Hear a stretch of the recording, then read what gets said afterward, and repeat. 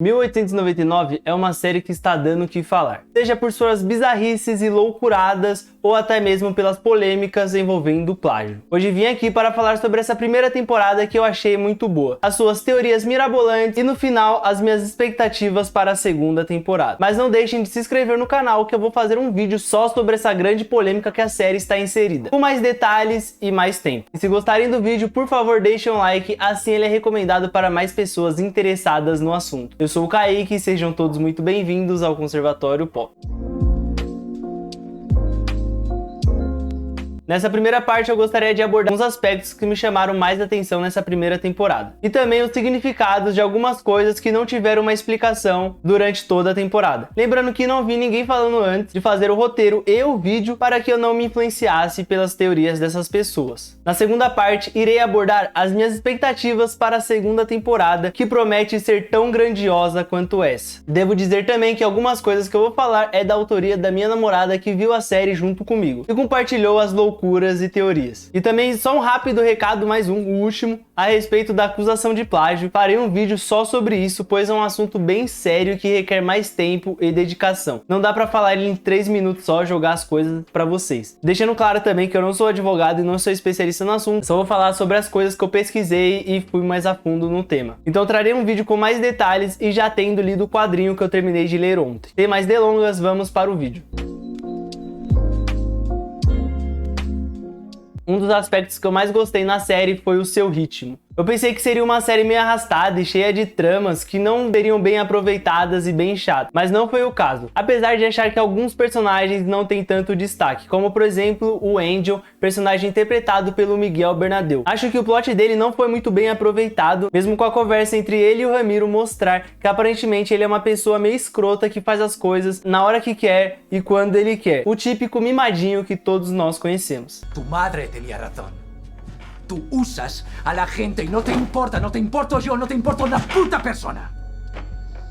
E também é meio difícil falar sobre isso, sendo que é apenas uma simulação. Então aquela provavelmente não era a vida do Angel, talvez ele fosse um cara show na vida real e na simulação ele fosse um cara mais escroto. Tipo um personagem que você cria num RPG e você faz todas as escolhas ruins pra ele ser um babaca.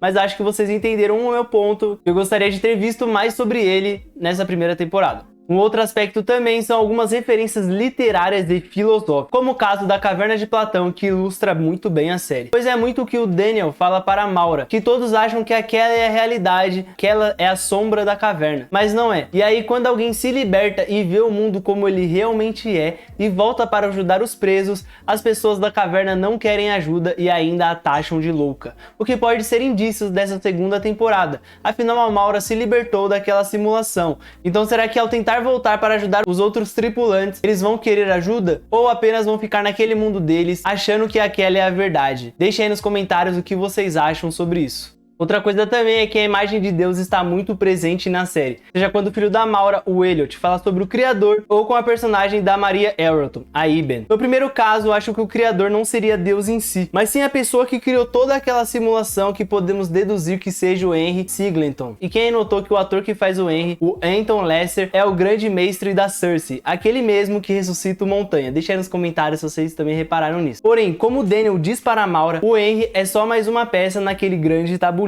E quem controla tudo é o irmão da Maura. O que me leva para a segunda personagem que mais usa a Deus, a Iben, que é a típica personagem fanática religiosa que foi feita para odiarmos demais. Em alguns momentos, a filha dela, a Tove, interpretada pela Clara Rosenden, diz que as vozes que ela ouve não são de Deus e sim que ela é louca. Porém, eu fiquei pensando em uma coisa aqui e eu queria saber o que vocês acham. E se ela consegue ouvir as vozes da estação espacial que eles estão colocados? Como se fosse uma falha na Matrix. Por exemplo, quando você está dormindo, mas ainda consegue ouvir tudo ao seu redor. E aí quando desperta, você pensa que nem dormiu. Claro que ela pode ser só esquizofrênica. Afinal, temos o personagem do Jonas Bloquet, o Lucien, que tem epilepsia. Então ela sim pode ter esquizofrenia, mas é algo que ficou bastante na minha cabeça, martelando essas vozes que ela ouve dentro da simulação. Inclusive, uma das coisas que me fez perceber que eles estavam inseridos em uma simulação veio da Tove, pois minha namorada reparou que ela estava agindo de uma forma meio diferente para uma grávida. Então parecia que a barriga não tinha nenhum peso para ela. Ela carregou sozinha a irmã dela e ela caía e se levantava naturalmente sem nenhum peso.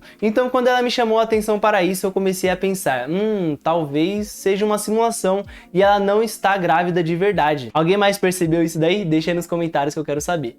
A série tem bastante simbologia também, principalmente o uso de triângulos na trama, que é algo bem recorrente. Inclusive tem uma personagem que é o simbologia em pessoa. Estou falando da Clemence, personagem da Mathilde Olivier. Ela usa um brinco de triângulo, um prendedor de cabelo de triângulo e outros elementos visuais da série também. A personagem da Isabelle Wei, a Lingui, também.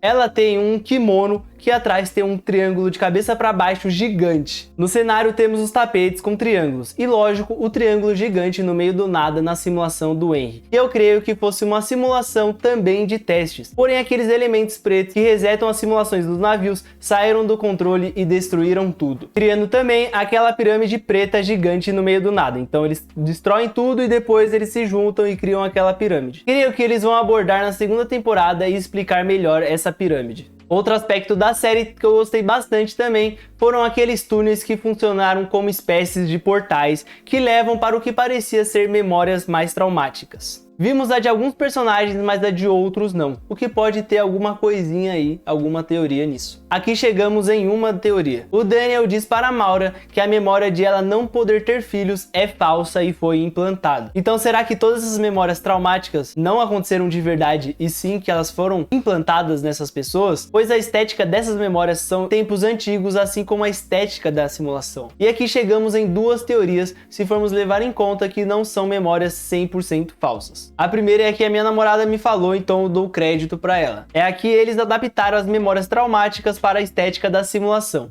Ou seja, eles realmente sofreram tudo aquilo antes de entrarem na simulação, porém no futuro. E quando eles entram na simulação, elas foram adaptadas para o ano bater e tudo mais e ninguém perceber. Agora chegamos em uma de minha autoria, mas eu já quero adiantar que ela é bem doideira, né? Eu sempre piro muito nesses negócios de teoria, então essa é bem loucurada. Que são essas memórias traumáticas, são ecos de outras simulações anteriores que fizeram com eles. Então elas ficam armazenadas ali no quarto deles, que meio que são como HDs, sabe? Então elas ficam armazenadas ali, o pessoal do TI meio que sabia onde tá e conseguir configurar ou fazer alguma edição, fazer alguma coisa. Pois tem uma coisa que acontece, inclusive eu não tinha reparado, que é na memória traumática da Tove, ela entra e então fica alguns segundos estáticos até começar. Como se estivesse carregando, o que poderia indicar um sistema pique quando você entra em uma parte de algum jogo do PlayStation 2 e a tela congela e o mapa começa a carregar no canto inferior direito, ou esquerdo, ou em cima, enfim. Como se estivesse renderizando a memória dela. Isso pode ser porque a Tove entrou sem querer na memória, então o pessoal da simulação não estava esperando e teve que fazer tudo às pressas para ela não desconfiar. Quem joga PlayStation 2 sabe do que eu tô falando aí, sobre essa tela de load, né? Por exemplo, quando você tava andando no mapa e de repente você, passava de uma parte, aí a tela congelava, começava a carregar ali, e aí só depois continuava porque renderizou no caso, né?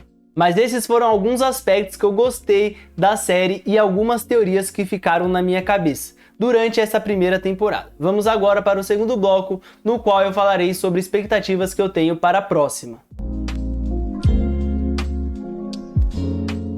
Eu creio que a série terá o trabalho de explorar mais os acontecimentos do ano de 2099, já que a Maura acordou e está naquele ano.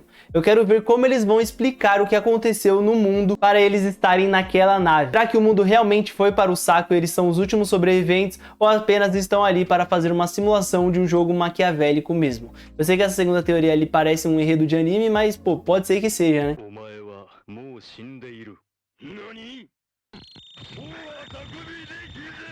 A primeira teoria, na minha visão, faz mais sentido. Creio que o mundo acabou e essas pessoas estão nessa simulação para tomarem decisões mais acertadas, para não cometerem os mesmos erros de antes e destruírem mais um planeta. Isso é algo que o Henry fala para o Elliot, que as decisões não deveriam ser baseadas em emoções, sejam elas negativas ou positivas, e no que for melhor para sobreviver e coisas do tipo.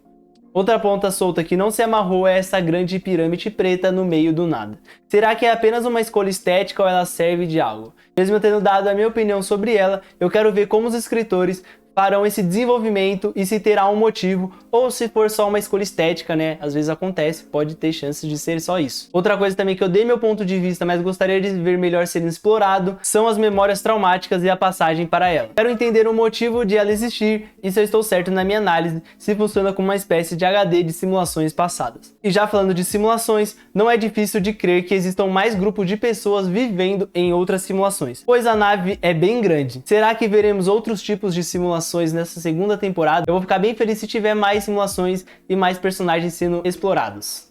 Então essas foram as minhas expectativas iniciais para a próxima temporada. Claro que é só o básico, porque não tenho muita informação sobre isso, sobre essa próxima temporada. Quando começar a sair trailer ou pôster ou coisas do tipo, dá pra voltar e analisar com mais calma. Eu sei que vai demorar um pouco, mas eu também vou refletindo nessa primeira temporada. E quando eu tiver bastante coisa, eu trago num próximo vídeo as minhas outras teorias sobre algumas coisas ali que eu ainda não achei uma resposta concreta. Eu espero que vocês tenham gostado desse vídeo e se gostarem, deixem um like. Assim eu sei que vocês gostaram do conteúdo e trago mais desse tipo. Não se esqueçam de se inscrever no canal para não perderem os futuros vídeos e já aproveita para ver 3 vídeos do canal sobre temas que você mais gosta. Se gostarem do conteúdo, se inscrevam que terão muito mais. Compartilha também com quem gostou de 1899 e está pirando com teorias mirabolantes assim como eu. Não deixem de nos seguir no Instagram, pois sempre que tiver conteúdo novo aqui, eu aviso por lá e no Spotify, no qual o Matheus e eu temos um podcast sobre cultura pop com mais tempo a abordar os assuntos, curiosidades e opiniões duvidosas.